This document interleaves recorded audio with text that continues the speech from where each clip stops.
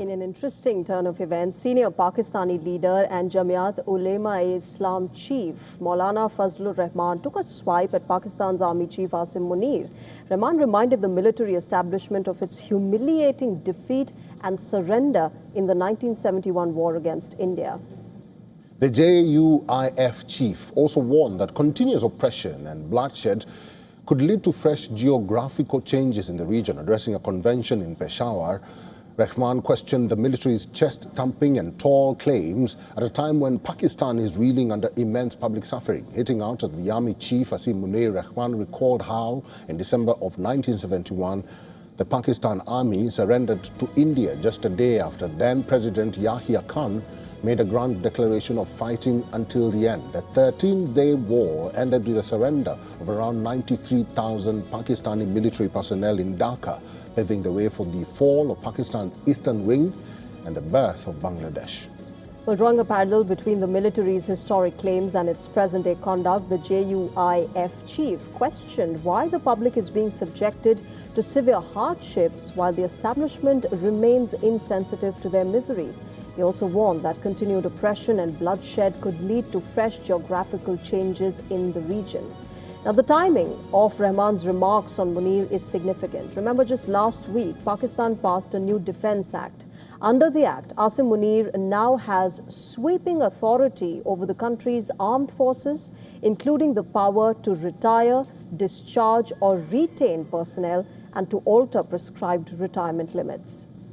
The legislation follows Pakistan's 27th constitutional amendment enacted in November last year, which radically reorganized its military command. Meanwhile, Pakistan remains on the boil after protests in Pakistan-occupied Kashmir. Demonstrations are now gathering momentum in Sindh. Political groups there have taken to the streets against proposals for new provinces and projects that they say threaten the region's land, water and resources. Activists allege that over 100 Sindhi political activists are currently missing or are allegedly being held by Pakistan security and intelligence agencies. Families and rights groups have raised concerns over alleged torture, intimidation and forced disappearances and other forms of mistreatment. All right, let's get a perspective on what has been happening here between the two men. Adil Farooq Raja is joining us. He's a journalist as well as former military officer in the Pakistani army. He's joining us from London. Major Adil, good evening. Welcome to WION once again. Good to have you back. Can I start by asking you what you think of what Maulana Rehman has been saying against Asim Munir? And this is not the first time that he said it. In the past, he's also challenged him to leave the uniform aside and join electoral politics, electoral battles, if he really wants to influence politics in Pakistan. Why is he so against Asim Munir? Well, Sharia, thank you for having me. You know, in Pakistan's political dynamics, the current situation is that if you want to gain public sympathy and if you want to retain the public political space and if you really want a serious political following, you have to call a spade and you have to call out the Pakistani military establishment's unconstitutional hold on to power, and you have to call out their atrocious behavior and their past mistakes. So that is what Maulana Fazlur Rehman is doing currently in the political environment. And then the second important question should be that how is he getting away with it? Well, he's getting away with it because in Pakistan power dynamics, it has always been the military and the mullah alliance which has been ruling the country, and the formation of a mullah military alliance have been the reason the Pakistani establishment has been able to maintain their hold onto power in a country with different ethnicities.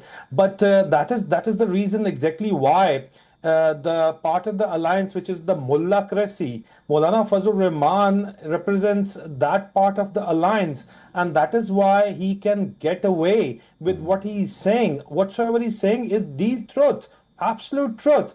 But why he's getting away with it? Well, I've just given you the reason. And why is he saying what he's saying now, irrespective of being a very traditionally old part of the old guard, part of the Mullah military alliance? Well, because the present military regime led by Field Marshal Asim Munir wants to introduce radical reforms. Arak has just mentioned about the Defense Services Act. Well, the next step coming in, the alleged 28th Amendment, which is coming in, is bringing the formation of 20 new provinces. And nobody wants that. Nobody even in the Mulacracy wants that.